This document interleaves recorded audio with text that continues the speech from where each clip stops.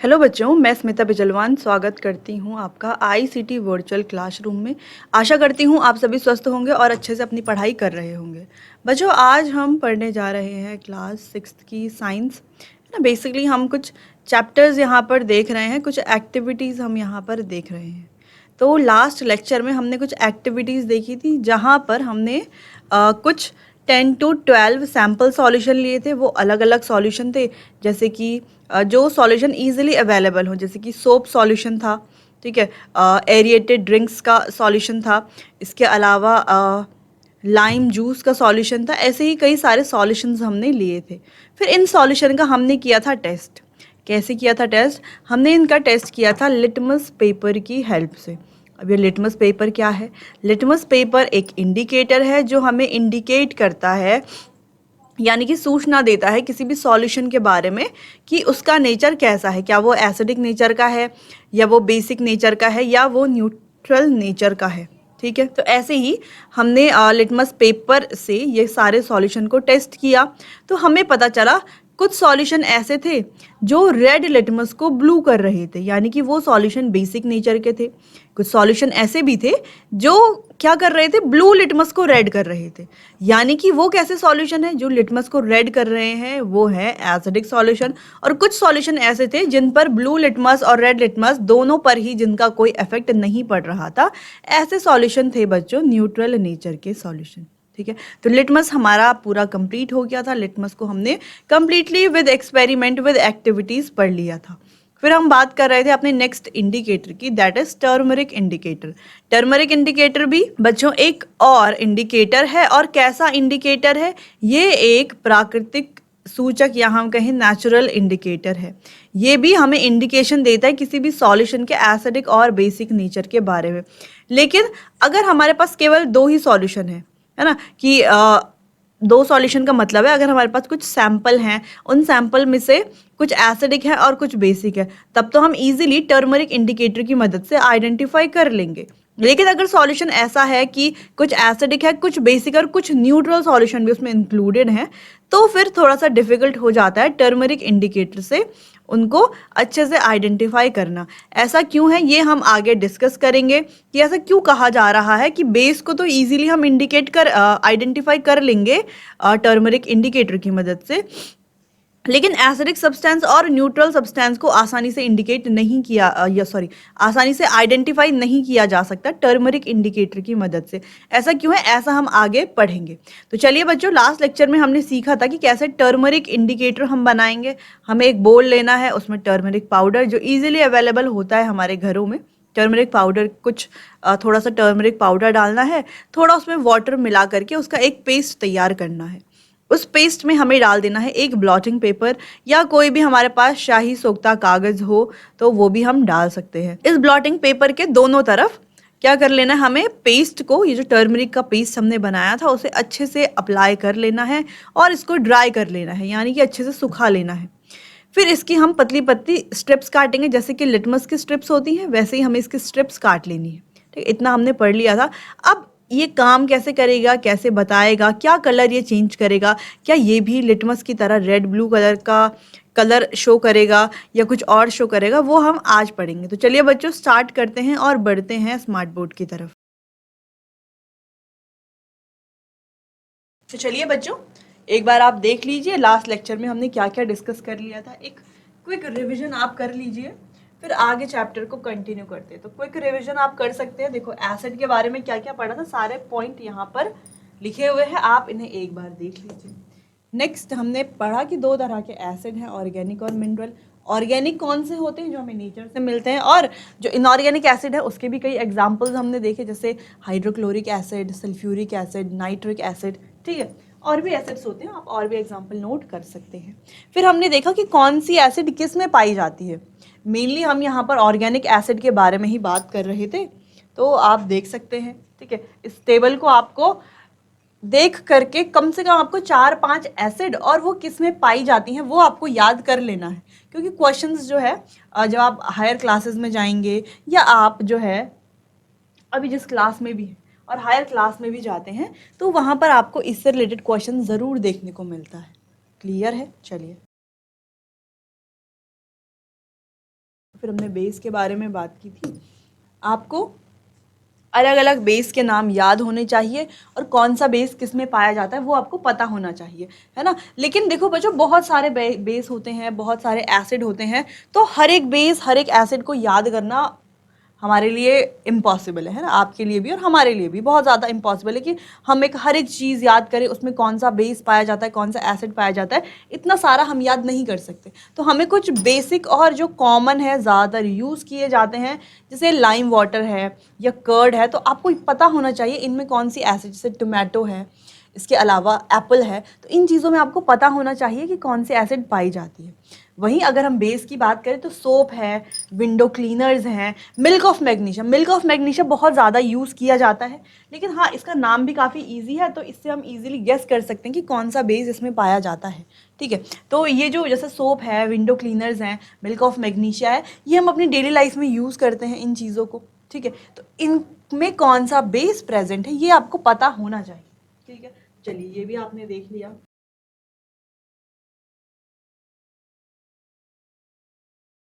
फिर हम बढ़ गए थे सबसे इम्पॉर्टेंट टॉपिक की तरफ, जो है इंडिकेटर। अब सबसे इम्पॉर्टेंट इंडिकेटर ही है, क्योंकि इंडिकेटर ही काम आने वाला है हमारे। बाकी ऐसा नहीं है कि इंडिकेटर ही इम्पॉर्टेंट है। जब आप हायर क्लासेस में जाओगे तो जो ये जो प्रीवियस क्लासेस हैं जहाँ पर आपने इंडिकेटर्स पढ़े होंगे वो आपको याद रहेंगे। ठीक है, तो आपको बस एसिड और बेस आइडेंटिफाई करना आना चाहिए। जब आप हायर क्लासेस में जाएंगे तो आप एसिड और बेस के कई रिएक्शंस पढ़ेंगे कि एसिड और बेस मेटल के साथ कैसे रिएक्ट करते हैं, या मेटल कार्बोनेट के साथ, या मेटल बाय कार्बोनेट के साथ, एयर के साथ, वाटर के साथ कैसे रिएक्ट करते हैं एसिड।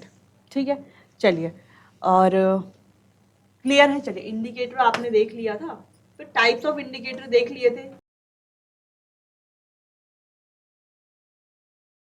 लिटमस इंडिकेटर भी पढ़ लिया था, इसको डिस्कस भी कर लिया था बहुत अच्छे से। ठीक है, कि लिटमस इंडिकेटर क्या है, क्या कलर ये शो करता है। और यहाँ पर ये है बच्चों इंपॉर्टेंट एक्टिविटी जो हमने अपने लास्ट लेक्चर में की थी, है ना। तो यही एक्टिविटी थी, हमने लिटमस को छोटे छोटे पीसेस में काट दिया था। दो सेट बनाए थे, एक ब्लू लिटमस का सेट, एक रेड लिटमस का सेट।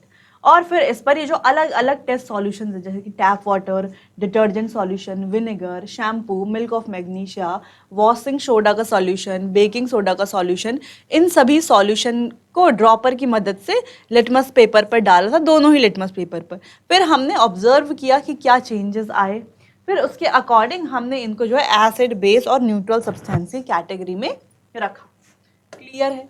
चलिए, फिर लास्ट लेक्चर में टर्मरिक इंडिकेटर कैसे बनेगा इसके बारे में बात हो गई थी कि टर्मरिक इंडिकेटर बनाना है तो बहुत इजी है ना, इजीली हम बना लेंगे। क्लियर है। लेकिन आपको ध्यान रखना है कि जब इस ब्लॉटिंग पेपर पर जब आप पेस्ट लगा लोगे, जब आप इसको ड्राई कर लोगे, तो इसको काटने के लिए, जब आप इसको काटना होगा तो आप किसी सीजर की मदद से ही इसे काटेंगे, तो वहाँ पर आपको किसी एडल्ट के सुपरविजन में ही ये करना है। इतना आपको ध्यान रखना है। अब जैसे सॉल्यूशन लिए थे वैसे ही हम यहाँ पर टर्मरिक का टेस्ट भी करेंगे। ठीक है, चलिए, तो आपसे डिस्कस किया गया था अभी कुछ समय पहले कि ये जो टर्मरिक इंडिकेटर है, ये बेस को तो इजीली आइडेंटिफाई कर लेते हैं, है ना। हम किसी बेस को इजीली आइडेंटिफाई कर सकते हैं टर्मरिक इंडिकेटर की मदद से। लेकिन बच्चों, अगर हम बात करते हैं एसिड, किसी एसिडिक सॉल्यूशन की, तो वहाँ पर थोड़ा सा हो सकता है कि हमें जो है प्रॉब्लम फेस करनी पड़े अगर न्यूट्रल सॉल्यूशन भी प्रेजेंट है तो। ठीक है, चलिए, तो होता क्या है और क्या कलर ये दिखाता है इसके बारे में बात करते हैं।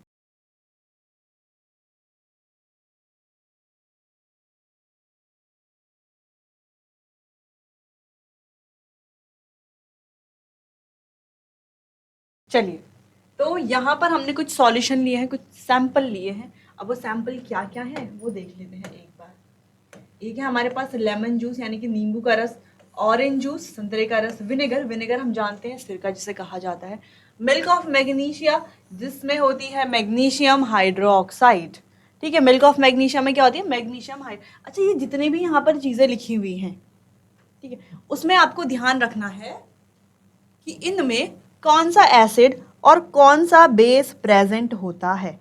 ठीक है, इतना ही आपको ध्यान रखना है।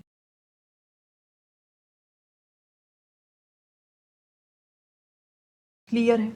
चलो अगला एग्जाम्पल है बेकिंग सोडा, ठीक है, लाइम वाटर, शुगर और कॉमन सॉल्ट।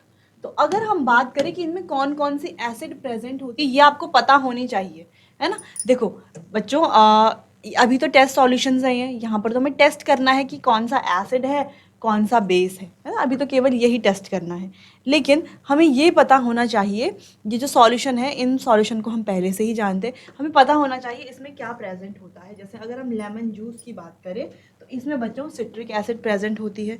ऑरेंज जूस की बात करें तो इसमें सिट्रिक या एस्कॉर्बिक एसिड प्रेजेंट होती है। विनेगर की बात करें तो इसमें एसिटिक एसिड प्रेजेंट होती है। बाकी मिल्क ऑफ मैग्नीशियम हम जानते हैं मैग्नीशियम हाइड्रोक्साइड। बेकिंग सोडा में बच्चों सोडियम हाइड्रोजन कार्बोनेट होता है। लाइम वाटर कैल्शियम हाइड्रोक्साइड को कहते हैं। शुगर और कॉमन सॉल्ट दोनों ना बेसिक है ना एसिडिक है, ठीक है, तो न्यूट्रल है, ये तो हमें पता ही है पहले से, ठीक है। चलिए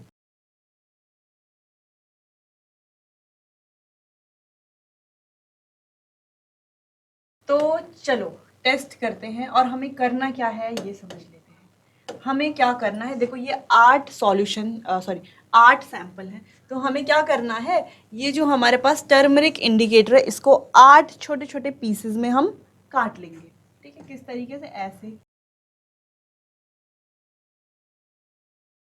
ठीक है, इस तरीके से 8 छोटे छोटे पीसेस में हमने काट लिया है। अब हमें क्या करना है कि हमें ड्रॉपर से ड्रॉप वाइज इन सॉल्यूशन को सारे टर्मरिक इंडिकेटर पर डालना है ना, हर सॉल्यूशन की एक एक ड्रॉप। तो जैसे ही हम यहाँ पर पहला सॉल्यूशन जो है लेमन जूस, इसमें क्या करेंगे, लेमन जूस को डालेंगे ड्रॉपर की मदद से टर्मरिक इंडिकेटर पर, तो हम यहाँ पर देखेंगे कि कोई चेंज यहाँ पर नहीं आया, नो चेंज। सेकंड में डालेंगे हम ऑरेंज जूस, तो भी हम देखेंगे कि यहाँ पर कोई चेंज नहीं आया। थर्ड में हम डालेंगे विनेगर, तो भी हम देखेंगे यहाँ पर कोई चेंज नहीं आया। फोर्थ में हम डालेंगे मिल्क ऑफ मैग्नीशिया, ठीक है, तो हम देखेंगे यहाँ पर ये हो जाता है रेड कलर का। फोर्थ में बेकिंग सोडा हम डालेंगे, तो भी हम देखते हैं ये भी कैसा हो जाता है, ये भी हो जाता है रेड कलर का। फिफ्थ में हम डालते हैं लाइम वाटर, सॉरी सिक्स्थ में हम डालते हैं लाइम वाटर, तो हम देखते हैं ये भी कैसा हो जाता है, रेड कलर का। सेवेंथ में हम डालते हैं शुगर सॉल्यूशन, ये इसमें कोई कलर नहीं आता। एट्थ में भी कोई कलर नहीं आता। तो क्या दिख रहा है यहाँ पर, यहाँ पर दिख रहा है कि 4, 5 और 6 का कलर हो रहा है रेड, बाकी किसी का कलर में कोई भी चेंज नहीं आ रहा। तो आप कैसे आइडेंटिफाई करोगे कौन सा एसिड है, कौन सा बेस है और कौन सा न्यूट्रल सब्सटेंस है, कैसे आपको पता चलेगा? देखो अभी तो आपको ये पता है ना सॉल्यूशन कौन कौन से हैं, कि सॉल्यूशन आपके नोन में है ना, आप जानते हैं। तो आपने पहले भी पढ़ लिया है एसिड बेस के बारे में, पहले लिटमस का टेस्ट भी कर लिया है, इसीलिए आपको ये अभी इजी लग रहा होगा कि ये तो हम देख के ही बता सकते हैं कि कौन सा एसिड है कौन सा बेस है। लेकिन ऐसा नहीं है, जब आपको सॉल्यूशन दिया जाएगा, जब आपको लेबोरेटरी में सॉल्यूशन दिया जाएगा, तो वहाँ पर लिखा नहीं होगा कि ये लेमन जूस है, ये ऑरेंज जूस है, ये विनेगर है। वहाँ पर केवल सॉल्यूशन रखे होंगे, solution A B C D इस तरीके से, ठीक है। तो आपको आइडेंटिफाई करना है कि क्या है ये सॉल्यूशन। क्लियर है इतना? चलिए तो यहाँ पर एक चीज समझ लेते हैं कि जो एसिड होते हैं, लिटमस पेपर का कलर, क्या कलर ये शो करते हैं, इसके बारे में बात करते हैं। मान लो हमारे पास ये 2 या 3 न्यूट्रल पेपर, 3 पेपर है हमारे पास, ठीक है। ये कैसे पेपर हैं, टर्मरिक इंडिकेटर है तीनों, ठीक है। ये 1, ये 2 और ये 3। तो अगर हम इसे किसी एसिड में डालते हैं, इन एसिड, तो यहाँ पर इसमें कोई चेंज नहीं आएगा, नो चेंज। एसिड में डालने पर इसमें कोई भी चेंज नहीं आएगा, नो चेंज। कैसा रहेगा, ये येलो ही रहेगा, ठीक है। पहले भी येलो है, बाद में भी येलो रहेगा, ठीक है। अगर हम इसे किसी न्यूट्रल सब्सटेंस में डालते हैं,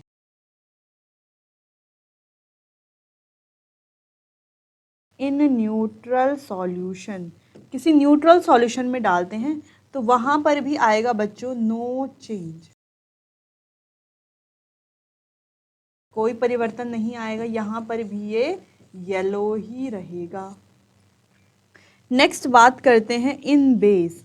अगर हम बेस में डालते हैं, बेस में डालने पर क्या होगा, ये किस में चेंज हो जाएगा, चेंजेस टू रेड। किस में चेंज हो जाएगा, रेड में चेंज ये हो जाएगा। ठीक है, इस तरीके से समझ में आया, थोड़ा बहुत तो समझ में आया होगा। यानी कि टर्मरिक इंडिकेटर को जब हम किसी एसिडिक सॉल्यूशन में डालते हैं और न्यूट्रल सॉल्यूशन में डालते हैं तो दोनों ही केसेस में इस पर कोई भी इफेक्ट नहीं पड़ता। ठीक है, कोई भी चेंज यहाँ पर नहीं होता। ये येलो था पहले, अभी भी येलो ही होगा। लेकिन जब हम इसे किसी बेस में डालते हैं तो बेस किस में चेंज, अगर हम इसे किसी बेस में डालते हैं तो ये जो टर्मरिक इंडिकेटर है ये रेड कलर में चेंज हो जाता है, इसका कलर चेंज हो जाता है। ठीक है, ये रेड हो जाता है। क्लियर है? जैसे आपने अक्सर देखा होगा इस तरीके से आप स्कूल जाते हैं तो आपकी एक दिन वाइट यूनिफॉर्म भी होती है ना, होती है वाइट यूनिफॉर्म। ये है वाइट शर्ट, कोई वाइट शर्ट ये है। तो हम जब खाना खाते हैं तो ज़्यादातर हम इंडियन फूड ही खाते हैं, तो उसमें जो है हल्दी का बहुत ज़्यादा प्रयोग करते हैं हम लोग, है ना। बहुत खाने में जो है हल्दी डालते हैं, टर्मरिक डालते हैं। तो कई बार ऐसा हो जाता है कि वो जो हल्दी है, वो टर्मरिक है, वो हमारे कपड़ों पर गिर जाती है, खासकर जो वाइट कपड़े होते हैं। ठीक है, जैसे कि यहाँ पर ये वाइट शर्ट है, इसमें कोई अगर फूड कभी गिर जाए या आपके पास कोई वाइट हैंकी हो, ठीक है, तो वो कभी गिर जाए, उस पर जो है कभी कोई खाना गिर जाए तो वो कैसा हो जाता है, एक येलो कलर का दाग उसमें आ जाता है। वो येलो कलर का जो स्टेन है, जो दाग है, वो किस चीज़ का होता है, वो होता है हल्दी का। ठीक है, चलो इतना समझ में आ गया।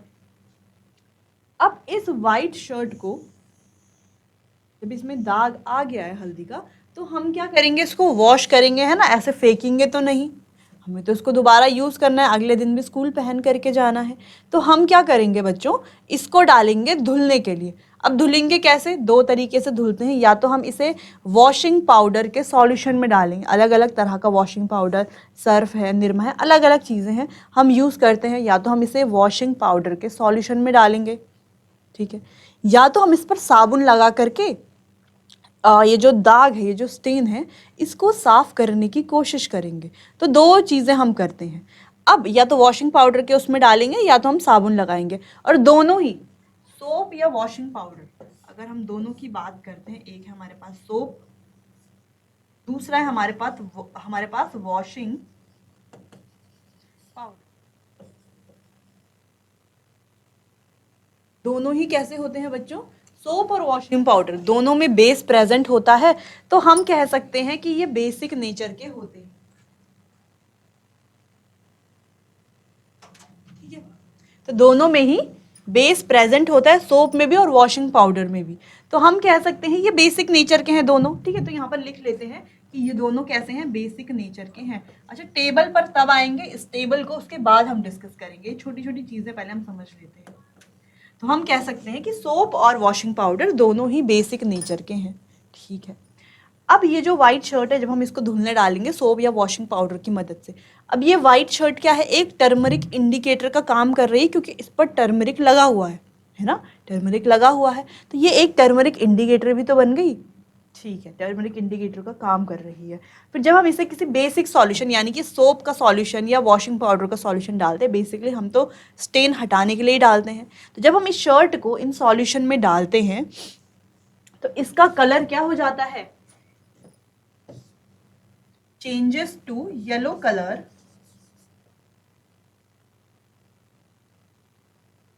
Changes to red. तो येलो कलर किस में चेंज हो जाता है, रेड में चेंज हो जाता है। आप अक्सर देखना, आप क्या कर सकते हैं, आप इसको, इस एक्टिविटी को खुद भी कर सकते हैं। आपको क्या करना है, आपको एक वाइट कलर का हैंकी लेना है, ठीक है, हैंकी या रुमाल जो भी है। तो आपको एक वाइट हैंकी लेना है, उसमें आपको क्या कर लेना है, थोड़ा सा हल्दी लगा देनी है, या जो भी खाना आप खा रहे हैं थोड़ा सा खाना आप लगा सकते हैं उसमें। ठीक है, तो आपका वो जो हैंकी है वो ऑलरेडी येलो हो जाएगा। ठीक है, या आप क्या कर सकते हैं, उसमें हल्दी थोड़ा सा डाल करके, हल्दी का पेस्ट बना करके हल्दी आप डाल सकते हैं उसमें। ठीक है, फिर आपको क्या करना है, इस हैंकी को जिस पर हल्दी का स्टेन लगा हुआ है, उसे किसी सोप में, उस पर सोप लगाना है, या उसे वॉशिंग पाउडर के सॉल्यूशन में डालना है। तो आप क्या देखोगे, वो जो येलो स्टेन है ना, वो किस में चेंज हो रहा है, रेड में चेंज हो रहा है। ये क्या इंडिकेट कर रहा है, ये इंडिकेट ये करता है कि जो सॉल्यूशन में इसे डाला जा रहा है वो एक बेसिक सॉल्यूशन है। ठीक है, तो बेस में डालते ही ये जो येलो कलर है, ये जो हल्दी का कलर है, वो लाल रंग में परिवर्तित हो जाता है, लाल कलर में चेंज हो जाता है। ठीक है, तो अब आप कहोगे कि पहले तो शर्ट येलो थी, अब शर्ट रेड हो जाएगी, तो स्कूल पहन के कैसे जाएंगे शर्ट को, है ना। तो ऐसा नहीं होगा। देखो, येलो से रेड तो चेंज होगी, लेकिन अगर हमने अच्छा वॉशिंग पाउडर लिया है तो वॉशिंग पाउडर से क्या होगा, वो जो हल्दी का स्टेन है वो बाहर आ जाएगा, और जब आप इसको क्लीन वाटर से साफ करते हो तो ये स्टेन भी चला जाएगा। लेकिन अगर आपको अच्छा वॉशिंग पाउडर या अच्छे से इसको साफ नहीं करते हो तो ये स्टेन येलो से रेड तो होता है, लेकिन जब आप इसको क्लीन वाटर में डालते हो, क्लीन वाटर में डालने से क्या हो जाएगा, वॉशिंग पाउडर पूरा साफ हो जाएगा। तो जैसे आप इसको क्लीन वाटर से वॉश करते हो, ये स्टेन वापस से येलो हो जाएगा। ठीक है, रेड नहीं रहेगा। रेड केवल तब तक ही रहेगा जब तक उसे हमने बेसिक सॉल्यूशन में डाला हुआ है, या वॉशिंग पाउडर या सोप उसमें लगाया हुआ है, केवल तब तक ही वो रेड रहेगा। जब हम उसको पानी से वॉश कर लेंगे तो वापस से अपने ओरिजिनल कलर में आ जाएगा, यानी कि येलो में आ जाएगा। या तो अगर हमने अच्छे से साफ किया है तो पूरा ये जो स्टेन है वो भी हट जाएगा। तो ओवरऑल जो भी हमने पढ़ा, इससे समझ में क्या आया, इससे केवल हमें यही समझना है और यही सीखना है कि जब हम टर्मरिक इंडिकेटर को किसी बेसिक सॉल्यूशन में डालते हैं, अब वो बेसिक सॉल्यूशन कुछ भी हो सकता है, क्योंकि हम जानते हैं अनेक बेसिक सॉल्यूशन प्रेजेंट होते हैं। तो किसी भी बेस में जब हम इसे डालते हैं तो इसका कलर हो जाता है रेड। ठीक है, तो येलो टू रेड ये कलर चेंज कर देता है। लेकिन अगर हम एसिड की बात करें, इसी शर्ट को या ये टर्मरिक इंडिकेटर को हम किसी एसिड में डालें, जैसे कि लेमन जूस है तो वो एसिडिक नेचर का होता है, उसमें एसिड प्रेजेंट होती है, तो उसमें डालें तो कलर में कोई चेंज नहीं आएगा। अगर हम सॉल्ट सॉल्यूशन जो कि न्यूट्रल नेचर का होता है, उसमें टर्मरिक इंडिकेटर डालें तो उसमें भी कोई चेंज नहीं आता है। क्लियर है, समझ में आया। तो केवल टर्मरिक इंडिकेटर केवल और केवल बेसिक सॉल्यूशन में ही कलर को चेंज करता है, यानी कि हम कह सकते हैं कि ये हमें हेल्प करता है केवल और केवल किसी बेसिक सॉल्यूशन को आइडेंटिफाई करने में। ठीक है, इसके अलावा एसिडिक सॉल्यूशन और न्यूट्रल सॉल्यूशन को आइडेंटिफाई करने में ये हेल्प नहीं करता। अब एक और चीज़ आपको ध्यान आ रही होगी कि स्टार्टिंग में हमने कहा था कि अगर 2 ही सॉल्यूशन दिए गए हैं, ठीक है, तो तब तो हम आइडेंटिफाई कर लेंगे एसिड बेस को, लेकिन 3 दिए हैं तब नहीं कर सकते। ऐसा क्यों कहा था, देखो, ऐसा इसीलिए कहा था, मान लो हमारे पास कुछ 4 सॉल्यूशन है, 1 2 3 4। अब इन 4 सॉल्यूशन में से बच्चों, ये 4 सॉल्यूशन है, 1 2 3 4। अब इन 4 सॉल्यूशन में से 2 एसिड हैं और 2 बेस हैं।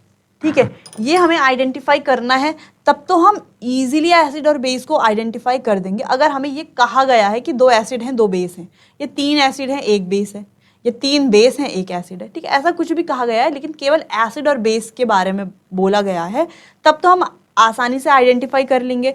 करना क्या है, हमें चारों में एक एक टर्मरिक इंडिकेटर डालना है। टर्मरिक इंडिकेटर जिसमें रेड हो जाएगा वो होगा हमारा बेस, और जिसमें येलो ही रहेगा वो होगा एसिड।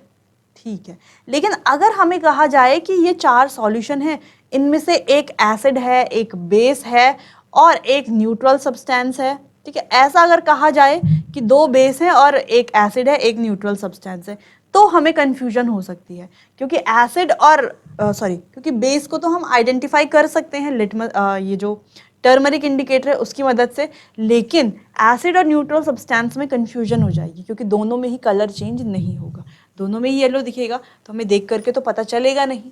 ठीक है, तो ये थोड़ा सा मुश्किल हो जाता है। इतना समझ में आया। तो चलिए अब बढ़ते हैं अपने एक्टिविटी की तरफ। तो एक्टिविटी में हमने क्या किया था कि टर्मरिक इंडिकेटर के 8 छोटे छोटे पीसेस कर लिए थे। अब इन 8 पीसेस में हमने ड्रॉप वाइज ये जितने भी सॉल्यूशंस हैं उन्हें एक एक करके डाला, ठीक है, जैसे कि हमें यहाँ पर दिख रहा है इस वाले पोर्शन में, ठीक है। तो हमने क्या किया, ड्रॉप वाइज क्या किया हमने इसमें ये जो सॉल्यूशन है इसको हमने टर्मरिक इंडिकेटर पे डाला। तो हमने क्या देखा, बीच के जो तीन यानी कि 4, 5 और 6 इन तीनों टर्मरिक इंडिकेटर का कलर कैसा हो गया है, रेड हो गया। यानी कि ये तीनों कैसे हैं, बेसिक नेचर के हैं, ठीक है, जो कि काफ़ी इजी हमें समझ में भी आता है। देखो जैसे हमने कहा ये वाला बेसिक इंडिकेटर है, ये भी बेसिक है और ये भी बेसिक है। क्यों, क्योंकि ये रेड में चेंज हो रहा है, changes to red, changes to red और चेंजेस टू रेड। लेकिन बाकी अगर हम देखें, इसमें भी नो चेंज, इसमें भी नो चेंज, इसमें भी नो चेंज, इसमें भी बाकियों में तो कोई चेंज हो ही नहीं रहा ना, येलो का येलो ही है। लेकिन हम बता नहीं सकते कि वो एसिड है या न्यूट्रल सब्सटेंस है, ठीक है। तो एसिड और न्यूट्रल में कंफ्यूजन होगी, इसलिए हमने एसिडिक और न्यूट्रल यहाँ पर लिखा हुआ है रिमार्क्स में। समझ में आया इतना? तो थोड़ा बहुत आपको समझ में आ गया होगा कि टर्मरिक इंडिकेटर कैसे काम करता है, ठीक है। तो केवल ये यूज़फुल है किसी बेसिक सॉल्यूशन के नेचर को जानने के लिए, एसिड और न्यूट्रल के लिए ये काम नहीं करेगा, ठीक है। तो अगर कंपेयर किया जाए लिटमस को और टर्मरिक इंडिकेटर को, दोनों को कंपेयर किया जाए, तो आपको क्या लगता है कौन सा बेस्ट इंडिकेटर रहेगा? ठीक है, चलिए तो ये है आपका होमवर्क।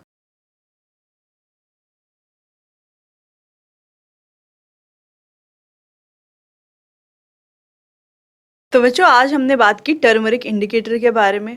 हमने देखा कैसे टर्मरिक इंडिकेटर की मदद से हम किसी सॉल्यूशन के नेचर को जानते हैं। स्टार्टिंग में जो हमने सवाल किया था कि केवल बेसिक सॉल्यूशन अगर हमारे पास है, ठीक है, या बेसिक और एसिडिक है, तब तो हम इजीली आइडेंटिफाई कर लेंगे। लेकिन अगर तीनों सॉल्यूशन गिवन है, यानी कि बेसिक भी, एसिडिक भी और न्यूट्रल भी, तो एसिड और न्यूट्रल सब्सटेंस को आइडेंटिफाई करना मुश्किल होगा, है ना। इसका आंसर हमने यहाँ पर देख लिया है, पढ़ लिया है कि ऐसा क्यों होगा। बाकी हमने बात की कि जो टर्मरिक इंडिकेटर है वो केवल बेस में ही कलर चेंज करता है, बेस में ही अपना कलर चेंज करके क्या बना लेता है, रेड बना लेता है, ठीक है। बाकी एसिड और न्यूट्रल सब्सटेंस में ये येलो का येलो ही रहता है, जिससे कि हम सॉल्यूशन को इजीली आइडेंटिफाई नहीं कर सकते हैं, ठीक है। तो आपके लिए होमवर्क है, आपको लिखना है या सोचना है इस बारे में कि टर्मरिक इंडिकेटर और लिटमस इंडिकेटर दोनों में अगर कंपेयर किया जाए तो कौन सा इंडिकेटर आपको लगता है कि ज़्यादा सही है, जिससे हम ज़्यादा अच्छे से किसी भी सॉल्यूशन को आइडेंटिफाई कर पाएंगे। तो चलिए बच्चों आज के लिए बस इतना ही, मिलते हैं अपने आने वाले अगले सेशन में। तब तक के लिए आपका बहुत बहुत धन्यवाद।